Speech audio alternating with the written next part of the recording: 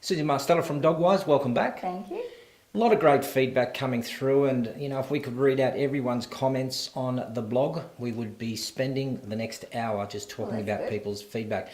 But one of the things somebody had asked, which I'd like to pose a question to you, is my dog is now 20 weeks old, so I'm guessing it's about close to 6 months old, and I've got a bull Arab, and he loves to play rough, and my husband plays rough with him, and he loves it. Both he and the dog love it. She thinks that there's a problem with that. Is she right? Yes. Oh. There is. Okay, thank you very much, Susie. Okay, done now. No, the part of the problem, aggressive play is one of those things that as the pack leader, let's say you're the pack, the group, social mob, whatever, you need to be aware of that. Now, you're replacing the mother dog who would be watching her puppies, and she would step in and stop the aggressive play. She would figure that out, and she'd know when it starts to turn a little bit too rowdy. And it's almost like, when with groups of children, sometimes there's a little switch that's flipped, and it goes from just fooling around to becoming quite competitive, and parents will often have to step in and say, hey, break that up, that's enough. Things are getting a little bit out of hand, and it's exactly the same with the dog. So when the dog, you might hear little things, the quality of the growl will change often. They might start to play bite a little bit harder, and they might sort of covet their toys and they don't want to share so much.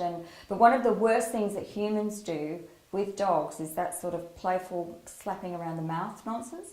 All you will do is create biters. They will just look at people's hands as, hey, we were playing and this is fun and this is what I get to do. It's not tough and macho to show that you can let your dog bite you. That's ridiculous. It's absolutely absurd. You just shouldn't do it.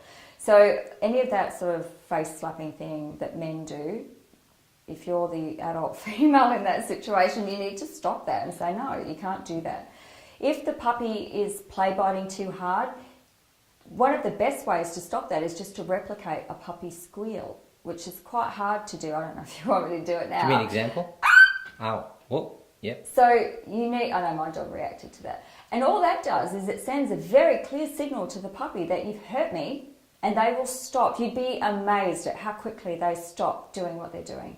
And so if you can address issues like that at that causal root, you don't need to worry about anything else. So you teach it what it needs to learn and what it would learn in a pack situation, in its own environment, with a mother dog and with siblings.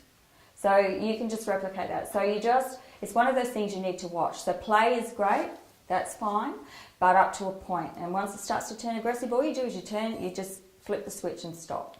I have noticed that some people like to play a bit of tug of war. Is that a problem? No, that's not a problem either. But that is also one of those things you need to win each time. So you need to walk away with the rope or whatever it is. Just so, it's nice, I suppose, if you think your dog wants to win every now and then, but often it's just that play, tugging and, that kind of thing, and it doesn't, just walk away with the toy. When the game's over, and you just give them a clear signal that you're finished, and that's it. Turn your back and walk away.